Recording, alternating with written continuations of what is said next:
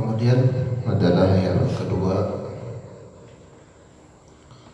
yaitu khauf, yaitu takut kepada Allah Subhanahu wa taala.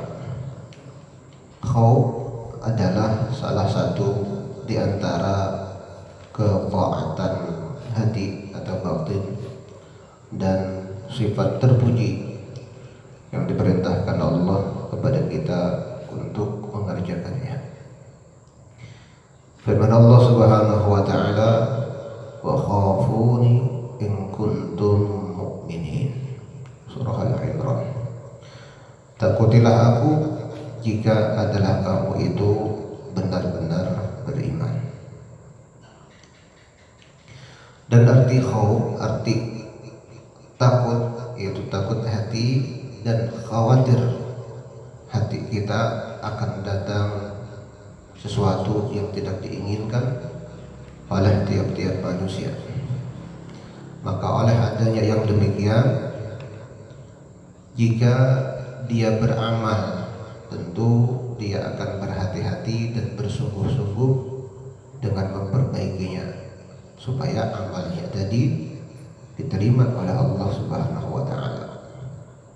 Kalau ada khauf, takut di dalam hatinya, maka sholatnya akan diperbaikinya supaya diterima oleh Allah.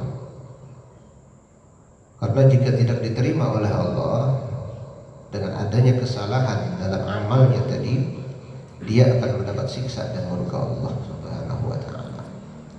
Contoh sholat, dia berusaha memperbaiki sholatnya tadi dengan benar supaya sah, supaya diterima oleh Allah.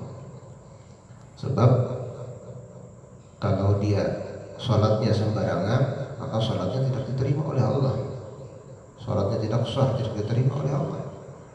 Maka dia sangat berhati-hati, sangat bersungguh-sungguh di dalam melaksanakan sholat. Kenapa? Karena ada takut di dalam hatinya. Takut kenapa? Takut kalau sholatnya tadi tidak sah, tidak diterima oleh Allah. Kalau tidak sah, tidak diterima oleh Allah Subhanahu wa taala, maka dia akan mendapat siksa dari Allah. Ini fungsi takut. Fungsi takut. Kemudian dia takut kepada Allah, lalu dia tidak berani melanggar apa yang dilarang oleh Allah. Allah melarang ini perbuatan zina, dia tidak berani mendekati perbuatan zina. Kenapa? Takut kepada Allah. Allah mewajibkan sholat besar, dia tidak berani meninggalkan, tidak berani, tidak mengerjakan sholat. Kenapa? Takut disiksa oleh Allah. Maka dia akan bisa melaksanakan apa yang diperintah Allah, bisa meninggalkan apa yang dilarang oleh Allah. Kenapa? Karena dia takut kepada Allah. Perhatikanlah takut itu daripada mengingat sifat qaharnya Allah dan juga azabnya yang dijanjikan oleh Allah kepada siapa-siapa yang meninggalkan perintah Allah atau mengerjakan sesuatu yang dilarang oleh Allah. Akan tetapi sebaliknya, jika kita melihat sifat kasih sayang dan pengampunan Allah, maka tidak akan ada lagi takut. Karena sifat pengampunan Allah yang maha luas, dapat mengampuni segala kesalahan hamba-hambanya yang minta ampun kepada Allah. Allah maha pengasih, Allah maha penyayang, Allah maha pengampun. Maka dengan itu tidak ada lagi takut. Akan tetapi maka timbullah harap kepada Allah Subhanahu wa taala. Maka dengan pandangan yang demikian itu, kuatlah raja kita kepada Allah Subhanahu wa taala, pengharapan kita kepada Allah Subhanahu wa taala dengan rahmat Allah dan keampunan Allah.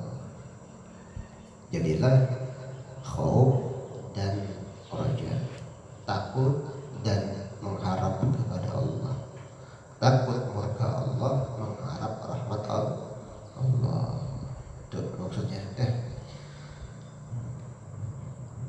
Jadi raja dan khauf ini adalah ketaatan hati, yang mana mesti berdampingan pada tiap-tiap orang yang menuntut, yang mencari kebahagiaan dunia dan akhirat kelak nanti. Subhanallah. Jadi raja, khauf ini senantiasa harus berdampingan selama kita hidup di dunia, supaya kita nanti di akhirat mendapatkan kebahagiaan. Harus berdampingan. Hendaklah selagi kita itu masih sehat, masih muda, supaya memperbanyak takut. Kenapa? Karena masih muda, gampang untuk memperbuat kemaksiatan. Karena badan masih sehat. Kalau takut memperbuat kemaksiatan, takut kepada Allah. Kemudian dan apabila telah tua, telah lemah atau tidak berdaya lagi, sudah sakit, maka hendaklah dia itu memperbanyak raja, memperbanyak harap akan rahmat Allah Subhanahu wa taala dan pengampunan Allah Subhanahu wa taala. Subhanallah. Jadi raja dan khauf, harap dan takut itu senantiasa berdampingan. Apabila kita hendak melaksanakan, hendak memperbuat kemaksiatan, takut dengan murka Allah. Apabila kita berani meninggalkan perintah Allah, takut dengan murka Allah. Kemudian apabila kita melakukan kesalahan kepada Allah Subhanahu wa taala karena kelalaian kita banyak melakukan dosa, melakukan kemaksiatan, maka timbulkan raja, harapan kepada Allah Subhanahu wa taala. Allah memberi keampunan kepada kita, Allah memberi rahmat kepada kita. Apalagi kalau kita itu sudah lemah dan sudah tua, maka ingat rahmat Allah Subhanahu wa taala. Pasti Allah memberi rahmat kepada kita, pasti Allah mengampuni akan segala dosa-dosa kita. Itu kalau sudah tua. Subhanallah. Allah Subhanahu wa ta'ala.